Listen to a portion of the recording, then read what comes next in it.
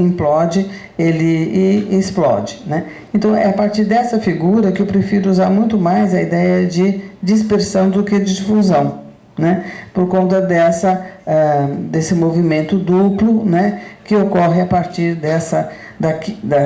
daquilo que o Lefebvre chama uma zona crítica, que ocorreria no futuro. O futuro chegou, né, onde a cidade, ela mesmo... E ele permite você trabalhar com antagonismo, né, explosão e implosão, concentração, dispersão, e o difusão não, que vem do aquele arquiteto italiano lá, né? Então, eu acho que eu prefiro ainda trabalhar nessa tensão desses dois elementos. Deixa eu ver o que Oriol, o que você falou? Você fez Você perguntou uma coisa interessante, mas eu não consigo recompor. Você falou da difusão, você falou em urbanização desigual, policêntrica. Você mostrou as diferenças, né? Então, tá. Claro que a gente tem uma urbanização regional policêntrica, que é a proposta do Soja, né? Uma urbanização regional e policêntrica, como seria, nesse sentido, Campinas, Sorocaba, São Paulo, no exemplo dado, mas isso não quer dizer que você não tem uma urbanização regional historicamente no desenvolvimento das estruturas urbanas. Eu não me consigo repor, mas eu achei super interessante a sua pergunta em dispersa, regional e policêntrica. Não consigo repor. Lo que decía es, deberíamos separar lo que es urbanización dispersa de lo que es ciudad regional, puesto que urbanización e cidade... Tá certo. Cidade, e cidade e região é um termo de 1930, nem é de agora, né? Então, tem que separar, acho que sim, eu não sei o que dizer, né? Deixa eu ver mais.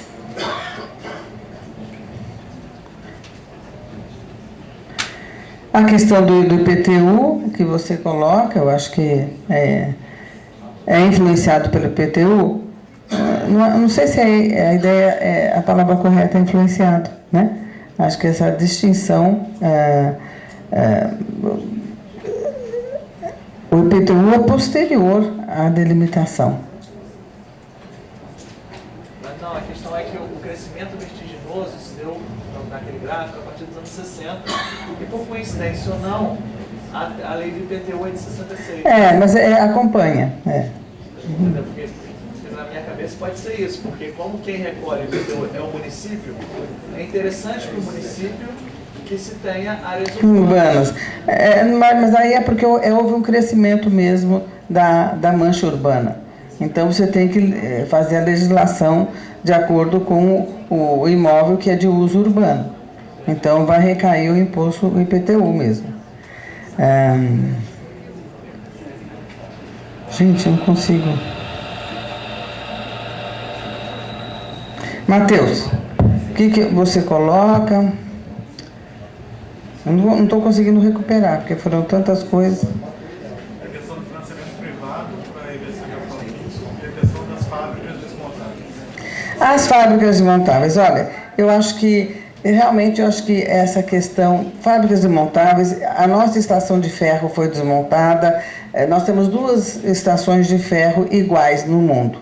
A Estação da Luz, em São Paulo, e uma estação de ferro, que eu não sei o nome, na Austrália. Essas 2 estações foram também montadas, né?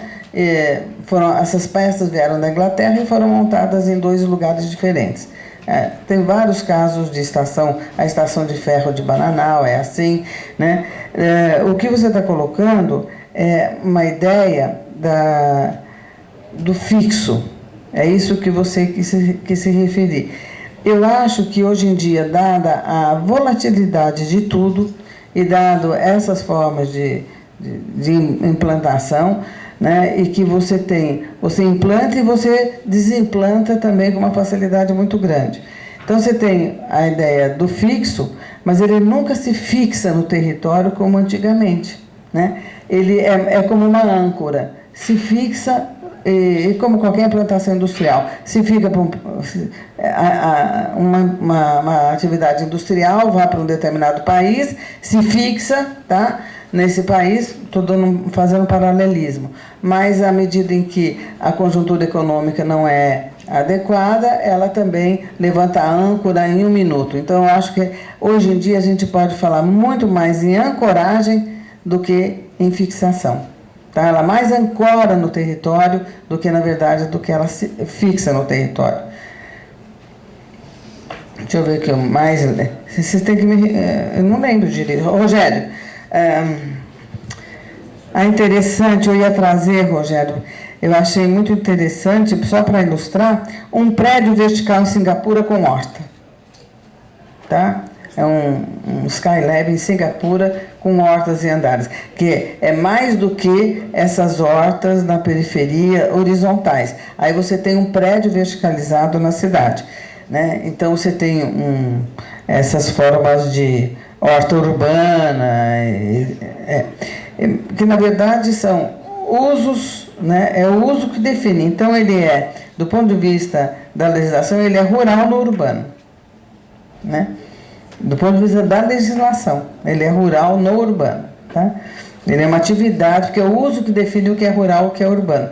Então, você pode ter uma horta na periferia, ali você tem uma atividade rural no urbano, independente. Eu queria ver o caso desse, não deu tempo de eu preparar o caso desse edifício, porque quando eu vi um edifício em hortas, em Singapura, eu falei, isso vai, aí já entra em verticalização, em sobreposição de solo, é uma coisa para pensar. Mas são espaços rurais na cidade, tá? Então, são espaços rurais na cidade. E você queria falar como que eu vejo do ponto de vista do campo. Quer dizer, um olhar a partir do campo, olhando isso... se eu estou olhando a cidade, eu não posso olhar a partir do campo. Eu só queria entender isso. Porque essa atividade não é a atividade que determina a condição do espaço. Essa atividade não é a atividade principal. Né? Não é a horta na cidade, não é a atividade principal que ocorre, não é a atividade econômica principal do urbano. Pode até ser uma atividade econômica, mas ela... pode até não ser uma coisa comunitária e não para o mercado, mas não é ela a determinante do urbano. O Sandro fala em termos de valores, o que o campo tem a ensinar para a cidade, que ela pode reler isso ao longo do tempo. O que o campo tem para ensinar para a cidade? No sentido dessa releitura de questões ecológicas, questões alimentares. Quinta-feira eu chamo dele. Isso eu não sei. O que o campo vai ensinar para a cidade, eu não sei. Bom, eu acho que eu não sei se... Me ajudem aqui, que eu não sei se eu pulei muito. Do Rio. Do Rio, quero falar do Rio. O Rio, você pergunta da Baixada Fluminense? As particularidades da produção do espaço no Rio de Janeiro. Como é que a gente faz ter isso? Porque você fala em alguns textos, né? Essa unidade, essa macrometrópole, é isso que eu estava perguntando. Não, da mega região Rio-São Paulo. As particularidades... Isso, com relação à diversidade e à particularidade. Tá. Primeiro, eu acho que se forma um eixo de urbanização completamente distinto quando você chega nas metrópoles. E você mesmo falou, não tem coisa tão próxima e tão distinta como em São Paulo. A experiência de vida mostra isso pra gente, né? Aqui se constitui uma cidade-região, tá? Mas se constitui uma cidade-região onde essa Baixada Santista, ela se constitui também uma região, tá? Eu não sei se é isso que você quer dizer, quer perguntar.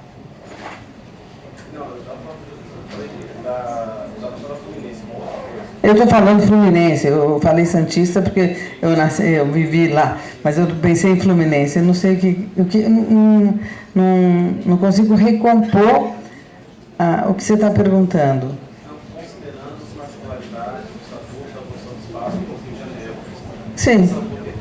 É isso, na verdade, como entender essa questão da cidade dispersa, por que você mostrou agora o eixo macrometropolitano de São Paulo. É isso. Não, eu acho que é uma unidade, não sei, eu só vou dizer assim, tem uma grande diferença. Enquanto São Paulo você tem um desenvolvimento, uma urbanização que ocorre em área, que ocorre em termos de eixo, e a Baixada Fluminense é uma situação completamente diferente. Tá? Mas não sei dizer mais. Eu não consigo recompor aqui as questões, que foram muitas. Tem alguma coisa que queira repetir?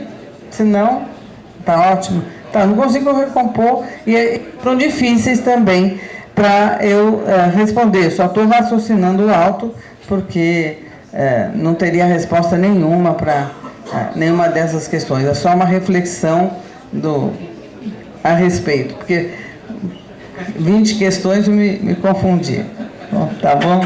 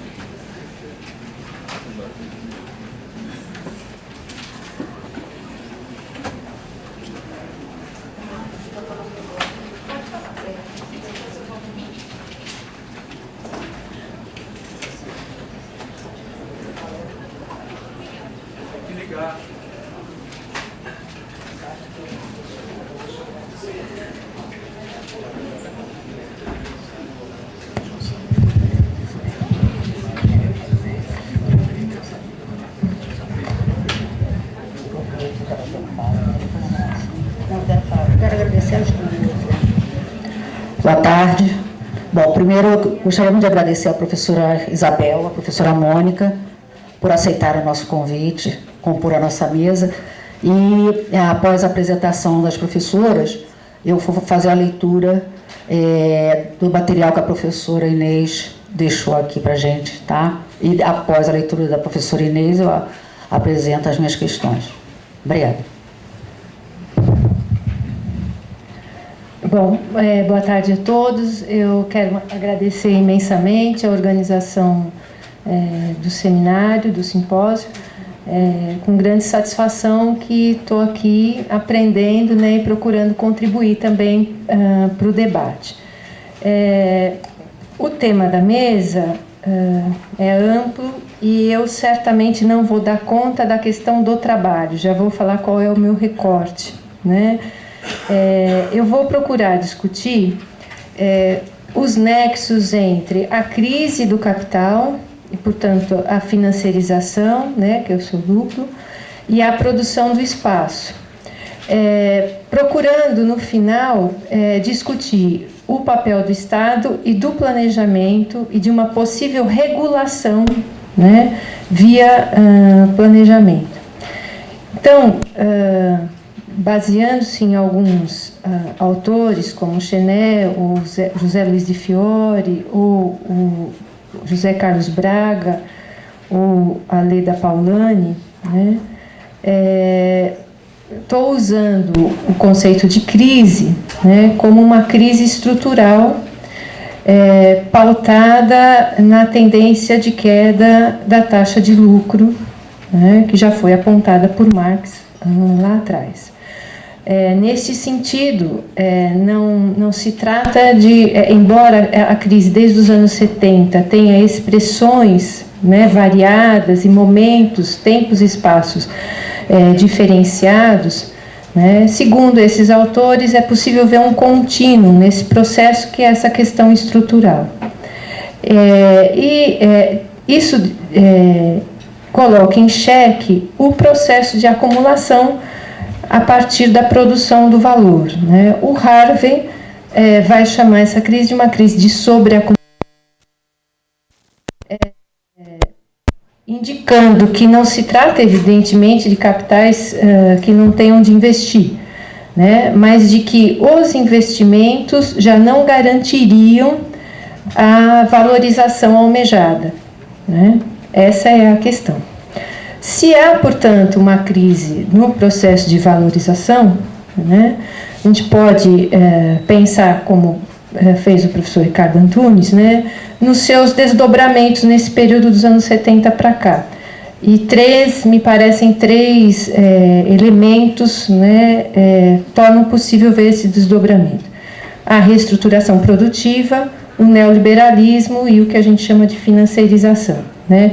Eu não vou entrar no momento nessa questão da reestruturação produtiva, porque acho que o professor Ricardo Antunes tratou na outra palestra, mas depois a gente pode tocar se for o caso, né? O que importa, então, considerar é que hoje esses autores nos dizem que o regime de acumulação é comandado sobretudo pelas finanças. O Giovanni Arrighi, numa leitura diferente, a partir do estudo dos ciclos longos do capital, vai dizer que se trata de um momento pós-grande expansão material do capital, né? Repetindo-se ciclos, né? Como se esse período, né, de financiarização fosse cíclico. Bom, a Leda Paulani, num texto recente, ela procura investigar a relação entre o rentismo e o capitalismo contemporâneo, né? E aí ela faz uma leitura da teoria da renda do Marx, ela retoma a teoria da renda do Marx, mas também retoma a questão da produção do valor para discernir, né, valor e renda. E ela coloca, então, bom, é possível discernir duas grandes categorias de rendimentos no capitalismo, né, segundo a origem desses rendimentos, né? Os rendimentos derivados da produção, e aí ela coloca salário, lucro sobre lucro, né? E os derivados dos ganhos de propriedade,